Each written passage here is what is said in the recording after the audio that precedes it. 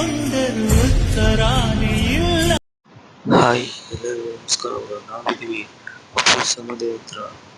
ಇವತ್ತು ಅಪ್ಪು ಸ್ಮರಣ ದಿನಗೋಸ್ಕರ ನಾವು ಹೋಗಿದ್ರು ಅಪ್ಪು ಸಮಾಧಿ ಹತ್ರ. ಬೆಳಗ್ಗೆ ಏನ್ ಜನ ಬನ್ನಿ ನೋಡ್ಕೊಂಬರೋಣ ಎತ್ತರ ಜನ ಇದ್ದಾರೆ ಅಂತ. ನಿನ್ನ ಮತ್ತೆ ನೋಡುವ ಆಸೆ ನಮಗೆ, ನಿನ್ನ ನೆನಪೇ ನಮಗೀಗ ವರವೇ.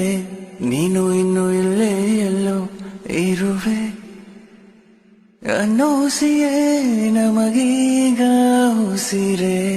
ನೀನು ಮತ್ತೆ ಹಾಡಬೇಕು, ನಾವು ಕೂತು ಕೇಳಬೇಕು, ಅಷ್ಟೇ ನಮ್ಮ ಪುಟ್ಟ ಕೋರಿಕೆ. ಸದ್ದು ಮಾಡದೇನೆ ನೀ ಹೋದೆ ನ್ಯಾಯವೇ, ಆ ಶಿವನಿಗೂ ನಿನ್ನ ನೋಡೋ ದುರಾಸೆ. ಮತ್ತೆ ಬಂದೇ ಬರ್ತಾನೆ ನನ್ ಸಲಾರ್. ಆಕಾಶ ಗಡಿಯ ದಾಟಿ ತಂದಾನೋ ಬೆಳಕು ಕೋಟಿ, ಭೂಮಿ ಕುಲಕ್ಕೆ ಕೇಳದೇನೆ ಜೀವ ಕೊಟ್ಟಂತೆ. ಕಣ್ಣ ಕಾಯೋ ರೆಪ್ಪೆಗವನೇ ಕಾವಲಾದಂತೆ, ಮೋಡಾನ ಮಳೆಯ ಮಾಡಿ. ನಗ್ನಗ್ತಾ ಇರ್ಬೇಕು, ಸಂತೋಷವಾಗಿರ್ಬೇಕು ಅಷ್ಟೇ.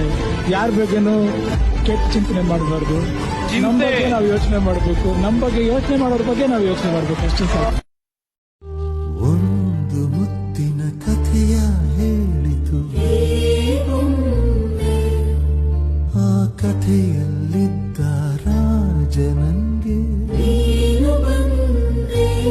ಯೋಗವು ಒಮ್ಮೆ ಬರುವುದು ನಮಗೆ, ಯೋಗ್ಯತೆ ಒಂದೇ ಉಳಿಯುವುದು ಕೊನೆಗೆ.